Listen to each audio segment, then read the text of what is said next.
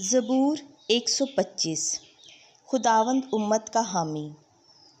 जो खुदावंद पर तवक्कल करते हैं वो कोहे सयून की मानिद हैं, जो हिलता नहीं बल्कि अबद तक कायम है। यरूशलेम पहाड़ों से घिरा हुआ है, यूं ही खुदावंद अपनी उम्मत को घेरे हुए है, इस वक्त और अबद तक। क्योंकि शरीरों का आसा सादिकों के बखरे पर पायदार ना रहेगा। ऐसा न हो कि सादिक लोग बदी की तरफ अपना हाथ बढ़ाएं।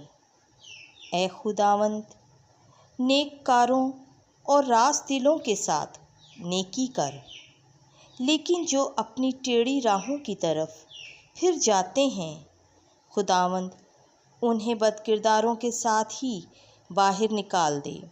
इस्राएल पर सलामती हो। आमीन।